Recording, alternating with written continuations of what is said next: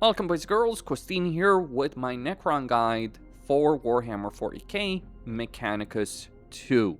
The Necrons have a very different playstyle than the Mechanicus, whereas the Mechanicus is about building forge cities, protecting those forge cities, protecting those forge temples that you're also building, and using that acquisition to recruit troops, as well as increasing your unit tiers by how many forge temples you have. The Necrons work differently from a resource perspective, as well as working quite differently from the way they get their tiers. Their main resource is living metal, and you get this through a number of missions. Now, you don't have to spend living metal every single mission in order to recruit troops, but rather you're using living metal to upgrade troops and maybe revive them. So when you go into battle, if you lose Necron units in that battle, like beyond reanimation, if they are killed when they're trying to reanimate in a battle, then they'll go into reanimation on the campaign.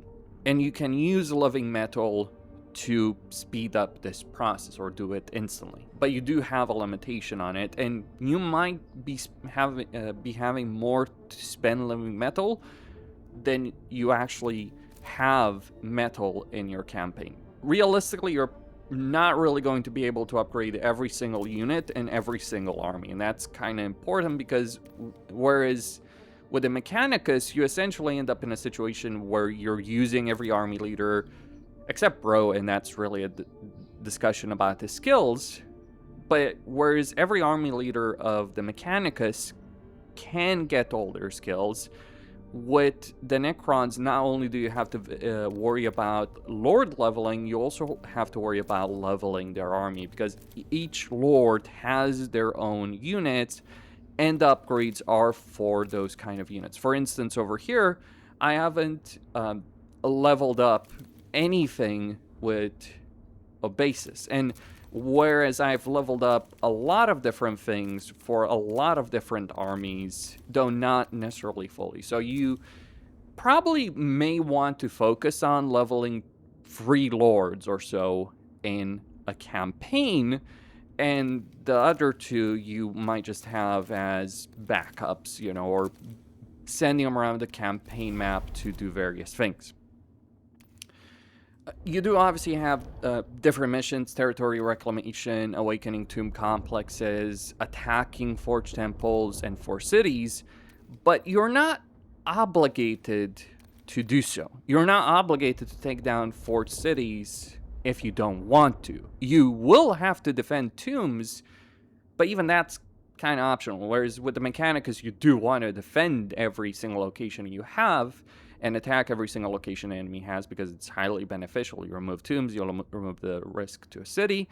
In the Necrons, it's about just getting resources and dynasty points, and then getting points for lords in order to upgrade them. So using those lords in main missions, side missions, assignments that can give them those kind of upgrades. With regards to the dynasty, the research tree really of the Necrons and the way they get tiers, you get awakening points, dynastic awakening points for various missions. You don't just necessarily get them at the end of a mission. You can also have certain decisions that give you these points, and in fact you may end up with more than you have to spend. For instance, here I have upgraded everything and I have 3 points. The way the tiers work is you spend 7 points in tier 1, and you finish tier 1, you unlock tier 2, 10 points there, then 3 points in tier 3, and that's it. Now, there are a bunch of upgrades that you get here. There's things like, for instance, engrams that increase the number of directives you can select at waypoint. Then there's various items, really, or command protocols that you can unlock in the research tree. So for instance, you might have an ability that's a command protocol, basically can be used on all of your troops, and then you have abilities that are skills for your leaders. We'll talk about those in detail, but suffice to say, some things are better than others.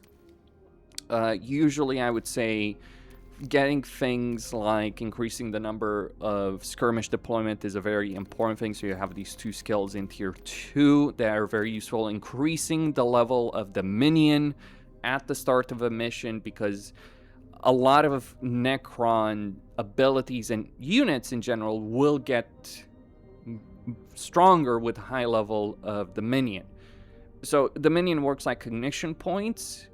In that respect, they're not quite, really. I mean, the minion is more of a meter you fill up in a battle, and once you fill it up, there's only a handful of skills that reduce it, and those are pretty powerful skills, whereas with the Mechanicus, you're constantly using cognition points, gaining cognition points, so it is a different thing. I would actually say locking the minion levels to a certain point tends to be more useful, or securing a point, locking one, so having some that you have inherently, or securing them throughout the mission, those tend to be more useful than the cognition point upgrades in a Mechanicus campaign. Obviously, securing cognition points is going to be very important for a Mechanicus campaign, sure, in battles, but not necessarily starting with a whole lot. Whereas starting with a whole lot of the minion as the Necrons and securing it is actually quite important. Then, yeah, there's all kinds of different abilities, different skills, you know, recovering HP after each skirmish for your leaders or your units, all that. But that's how research works. Those are the kind of things available, like a lot of different skills, command protocols. Which ones do you want to get is the question. Well, usually I would say like Perfect Destruction, which does a chain lightning effect, both the command protocol and the skill. Both are useful, though you will want a wide variety of skills and command protocols, because when you use these on a leader, they get locked to that leader after he finishes a battle, so you do want a wide variety to have them for multiple leaders. Kind of crucial point on that specific subject. Let's talk about the way leaders work, the way your generals work. So you have these eminence points. Like when you go to a mission like territory reclamation, you can get 1, you can get 2, you can even get 3, I think, in certain missions. This is per leader. And you have 3 skill sets right here: the Thunder, Power, and Cohort. So what the Thunder does is it unlocks various command protocols and benefits for your army. Though not necessarily significant ones. It's more about like, okay, we're going to get these skills for the army. Very importantly, you get 2 skirmish deployment capacity. So you can go from... you can go from 7 that you have for just research to 9 if you have unlocked everything. That's one of the reasons Thunder is useful. With Power, it's about the individual power of a leader, but very importantly with both Thunder and Power is you have these skills right here, the skill tab that's locked. So you have 1 command protocol, 1 relic. The relic is something you're going to use for your leader to improve him. The command protocol is to improve your army. So you have 1 relic slot right here in Power, and you have a command protocol right here in the Thunder. And this is for every lord individually. So upgrading those is important. But at the same time, the Cohort tab unlocks different units. And you can always...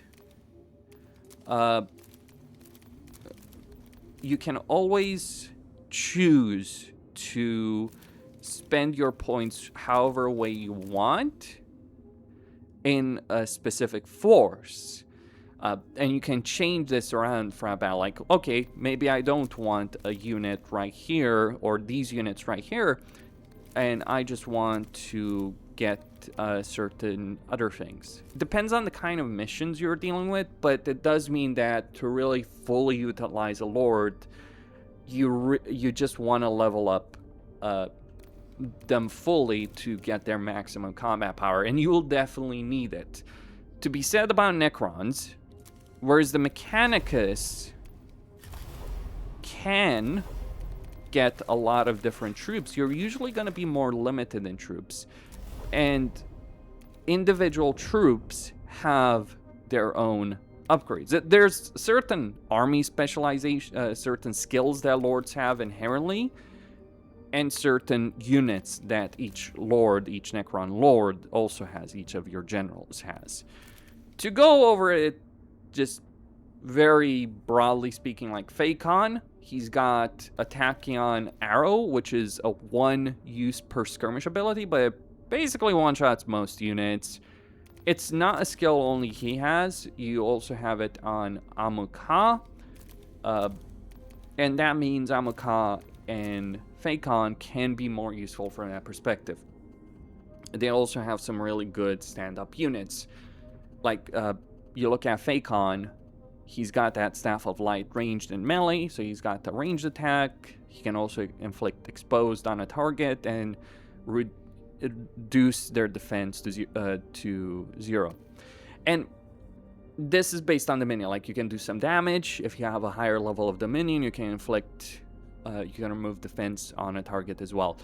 And this is kind of the reason why Dominion matters so much. It really buffs up the skills, and it gives units some extra ability. Like, if we look at the cohort, you know, you look at Flayed Ones, their baseline attack will attack twice if a target is below 50% HP, but if you have 8 Dominion, for example, it will always attack twice. And by the way, this is what makes Necrons, I think, a lot harder to deal with in a campaign than the Mechanicus, because when you look at the difficulty settings, they will always have, as enemies, starting Dominion of 10, which is, yeah, just kind of one of those ridiculous things, which they don't have to worry about gaining Dominion in a battle. And they're quite annoying as well for many different reasons. Unit-wise, let's just go over it very, very quickly, broadly speaking. So you have your Scarabs.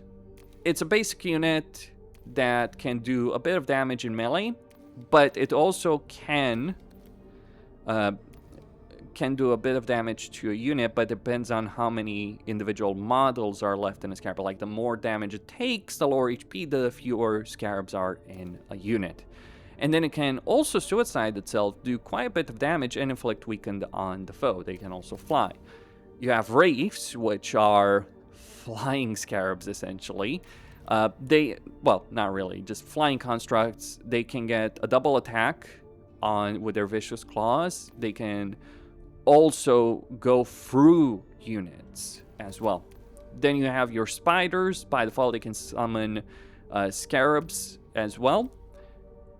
And they have Automaton Claws. There's an upgrade that allows them, by the way, to double attack. But they can move over pit cells. They can't, however, hover over them, whereas Wraiths can stay there constantly, whereas Spiders do need to sit down.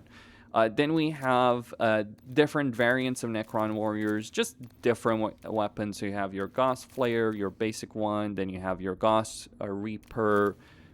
Those are the 2 Necron versions, Necron warrior version. Then you have your Immortals, so Gauss Blaster, more damage, single target. Or Tesla Carbine, which does AoE on a target, whereas Gauss Reaper, it's just a better unit, I think, than the Gauss Flayer one. Flayed Ones, your basic melee guys. Then we have Elites. So you have your Death Marks. And Death Marks are just kind of really frustrating to deal with as a foe, but incredibly useful. They have snipe ability. They can teleport around. If they get hit by a melee attack, they teleport. On a higher Dominion level, it triggers on both melee and range attack. And if you have Dominion level 8, after teleporting, they will make a range attack on their attacker. And they have perfect vision as well. So yeah, these guys are really annoying when you're fighting against Necrons if they have max Dominion, because they'll always counterattack against you, or most of the time. Then we have Lich Guard, so shielded version, fairly durable unit, useful to protect different targets because of the defended effect they give. Not necessarily the most amount of damage, but just a good solid shield wall. Then you have Lich Guard with War Scythes. They can hit without really going in melee, so they'll just be a bit away from that. Then we have the two most annoying units in a campaign, especially the pistol and melee weapon variant. And these are the Praetorians. So Praetorians with the spear, they have a ranged attack or a melee attack. Usually you'll get in melee because they have jump jets. And here's the part that's ridiculous. Those jump jets can do a significant amount of damage on their own. If you have a bunch of low HP units and you're dealing with 6 Praetorians, doesn't matter if it's two-handed version or one-handed with pistol version, they can wipe out your army very, very quickly. And this is what makes the Mechanicus campaigns or fighting them. Thankfully, you don't have to fight them when you're playing Necrons because the Praetorians are on your side. But yeah, getting a number of these, like you can teleport around the battlefield or jump around the battlefield. You can also give them teleportation in a battle, and as a command protocol, so they can move, they can teleport, and then they can jump. So there's essentially no battle space in a campaign where they will struggle to reach where they won't be able to reach target with that combination of moving, teleporting, jump jets.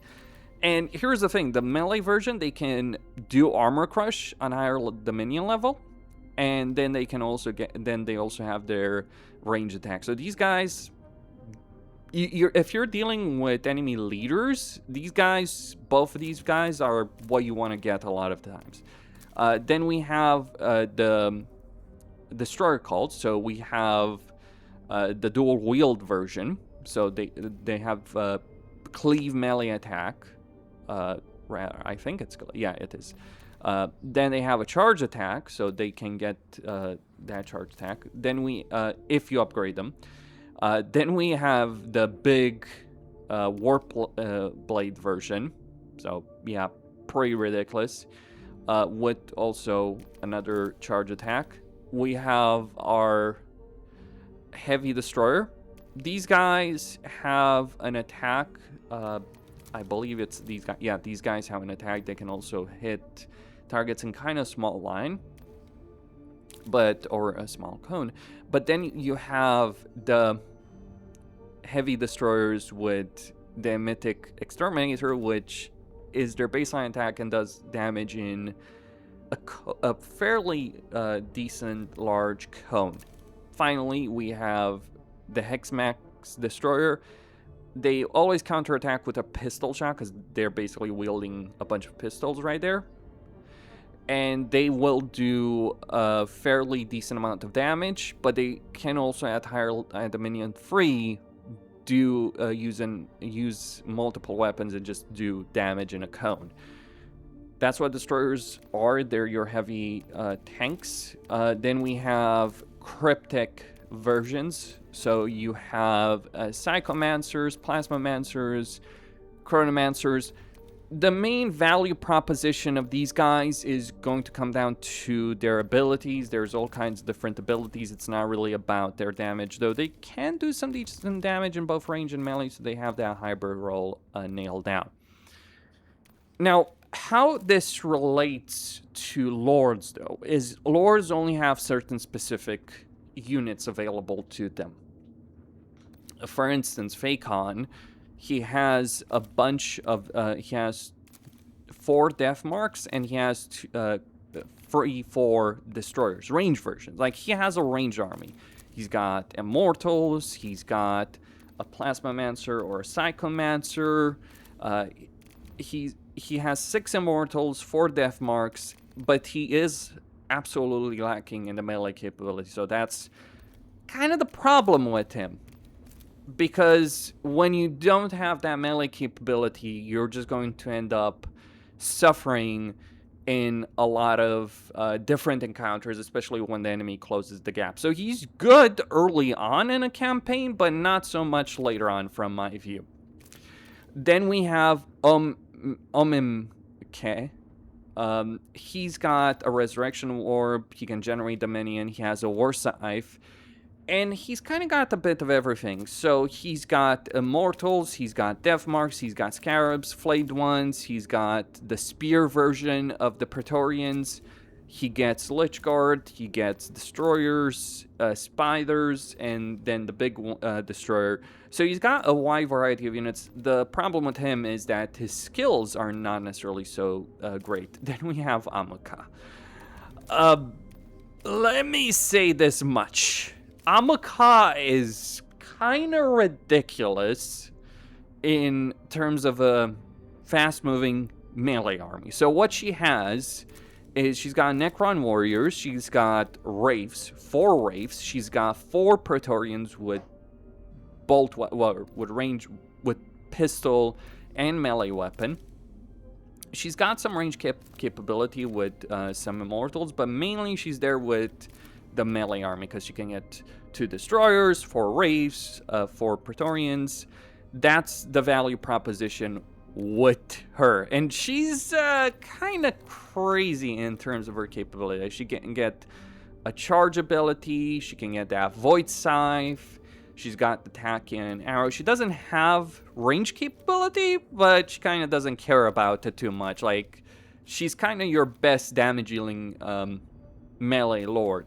Obviously, when you're looking at a lord like this, you gotta understand that to really make use of a melee lord, you need to invest a good amount in them. But still, she is really good. And let me talk about some skills here as well after I get done with the lords. Then we have Obasis. He's got Lich Guard, some Praetorians, but essentially he's a pure melee army. And that can be nice sometimes.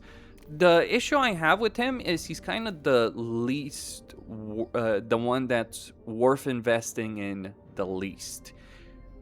Partly because if you want a melee army, you have different choices and even better ones. Like, I'm going to say Amaka is better than a basis if you want a melee army. Just more flexible, more damage in a battlefield, and you get 3 Destroyers if you want them right there for an army. But yeah, he may get some Wraiths, he may get some Scarabs and all that, but Lich Guard, they're good at holding a line, but you kind of want to focus on different units if you're going to spend your upgrade points. Then you have Heki. Heki, he's got a bunch of Wraiths. Really, that's the best way to describe him. So he's got Spiders, he's got Wraiths, he's got 1 ranged Destroyer. He does have Immortals, Death Marks, so he's got some range capability, but most of his army is really going to come down to the Wraiths. He does have Resurrection Orb, he does have a Staff of Light, he does have healing. He's your healing lord. That's one of the things that's useful about him, is he has healing.